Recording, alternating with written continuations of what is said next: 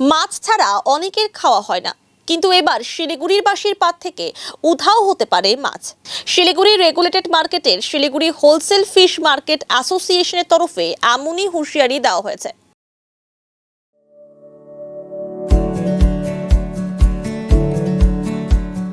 Pamper, not just a hospital, but a mother.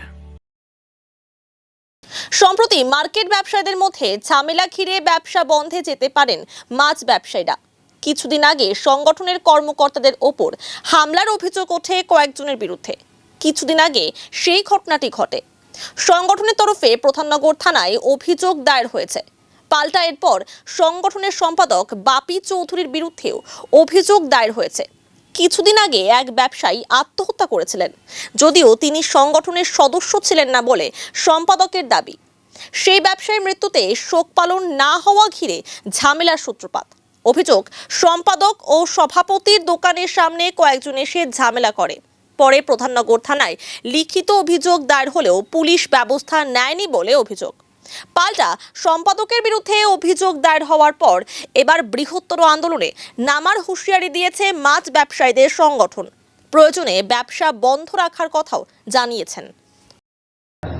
আজকে আমরা খুব এমনই একটা পরিস্থিতিতে এসেছি, আপনাদের মাধ্যমেই এই পরিস্থিতিকে তুলে ধরতে চাই।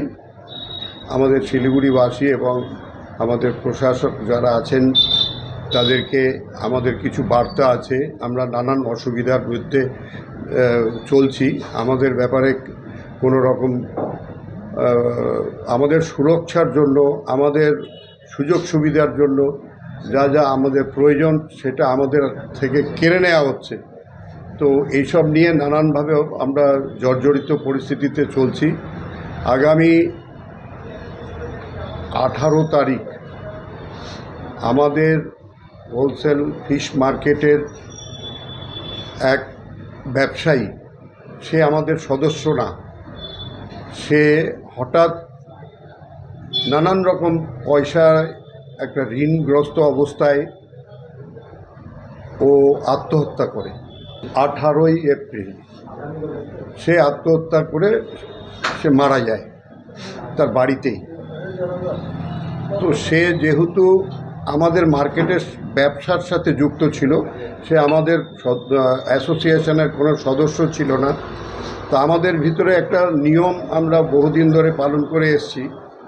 সেই নিয়ম হচ্ছে, যারা আমাদের সদস্য এবং যারা আমাদের লেবার ইউনিয়নের সদস্য, সে যে কোনো ইউনিয়নই হোক না কেন, তো যদি কেউ সে কোনো কারণবশত মারা যান, তো আমরা তার জন্য একটা নীরবতা পালন করি এবং শোক জ্ঞাপন করি।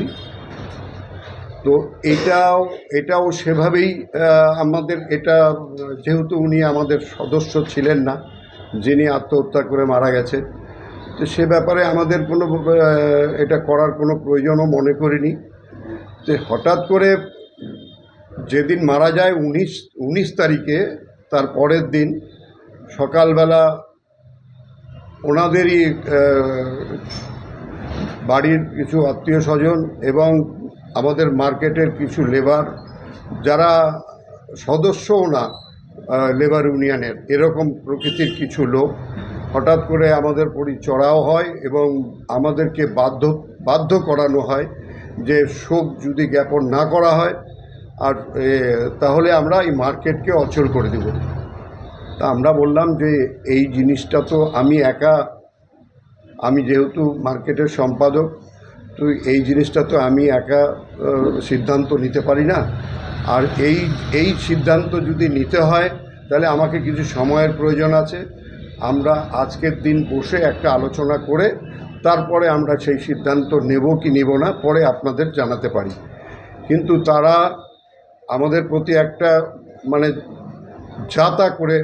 যা তা ব্যবহার করেছেন এবং বাধ্য হই তখন আমি পুলিশকে ডাকতে।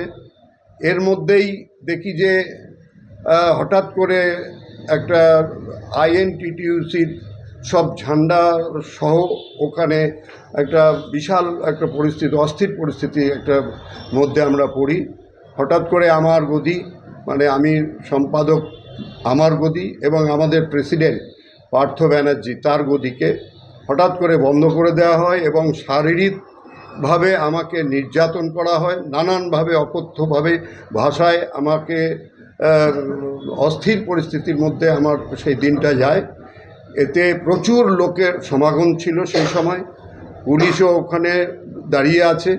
যেহেতু ফ্ল্যাগ নিয়ে হঠাৎ করে ওখানে ফ্ল্যাগ আসলো কেন সেও আমরা ঠিক বুঝতে পারিনি, যে আইএনটিটিউসির কিছু ফ্ল্যাগ নিয়ে তারা আমার গদির পরে চড়াও হয়ে আমার কিছু মাছ নষ্ট করে এবং 1 ঘন্টা 45 মিনিট আমাদের নির্ধারিত সময় থেকে 1 ঘন্টা 45 মিনিট আমাদের ব্যবসা বন্ধ করতে ওরা বাধা দেয়। তারপরে অনেক লোকজন জড়ো হয়ে যখন সব বোঝানোর পর তারপরে আস্তে আস্তে পরিস্থিতি একটু স্থিরতা ফিরে আসে। সাধারণত আমাদের মার্কেট শুরুর সময় হচ্ছে সকাল 7টা। তো এতে আমরা অনেক রকমভাবে ক্ষতিগ্রস্ত হই। প্রচুর ক্ষতিগ্রস্ত হওয়ার পরও আমার পরে দৈহিক একটা নির্যাতনও কিছু করা হয়। তো এটা সবারই নজরে আছে, সবাই জানে, কিন্তু আমরা বাধ্য হয়ে তখন প্রশাসনের কাছে যে 2 ব্যক্তি যে তারা আমাদের ব্যবসার সাথেও যুক্ত কিন্তু আমাদের সদস্য না, সেই 2 ব্যক্তির নামে আমরা থানায় একটা এফআইআর করি 19 তারিখে। তার নাম এক নাম হচ্ছে রাকেশ মাহাতো, আরেকজন হচ্ছে রাজু মাহাতো। তারা আমাদের গদিতে একটা ভাড়া সিস্টেমে ব্যবসায় যুক্ত।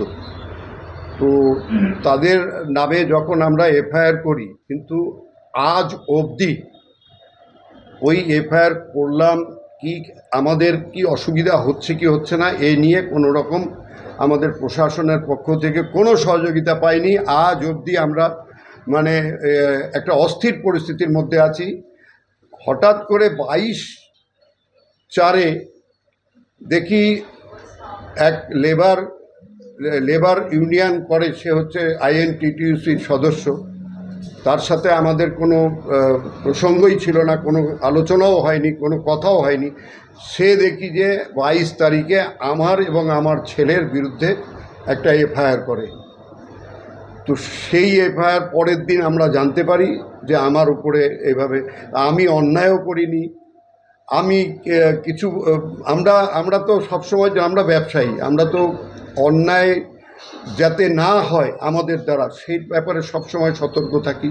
কারণ এতগুলি লোকের ওখানে সমাগম হয়, আমরা সবসময় সবার কথা মাথায় রেখে আমরা ব্যবসাটাকে শান্তিপূর্ণভাবে চালাবার চেষ্টা করি।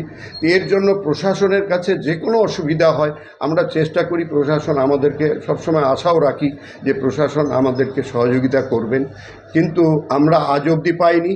বরঞ্চ আমার এবং আমার ছেলের বিরুদ্ধে তারা এফআইআর করে আমি বাধ্য হই এই 24 তারিখে গিয়ে আমি বেল নেই। যে আমার যে এফআইআর করা ছিল সেই এফআইআরে কিন্তু কোনো ধারা মেনশন করা নাই, একটা জিডি নাম্বার দিয়ে আমাকে এফআইআরটা ধরিয়ে দেওয়া হয়েছে। সেটাও আমার মনে হচ্ছে যে ওরা মানে আমাদের চাপে করেছে। প্রশাসনের কাছে বিচার না পেলে আমরা আগামী দিন আমরা আরও উপর মহলে যাব এবং যদি আরও কিছু করতে হয় সেটা করব। সেটা নিয়ে আমাদের চিন্তাভাবনা আছে। আমাদের এখানে প্রশাসনের যারা আমাদের মার্কেটের সেক্রেটারি আছে ওনাকে এখনও জানাইনি আমরা, কারণ ব্যাপারটাকে আমরা কিন্তু অতটা গুরুত্ব দেইনি। আমরা ব্যবসায়ী, আমরা চাই না বেশি জল ঘোলা হোক, আমরা চাই যে সুষ্ঠুভাবে যাতে আমরা ব্যবসা করতে পারি এবং আমরা যেন মিলেমিশে সবাই মিলে চলতে পারি।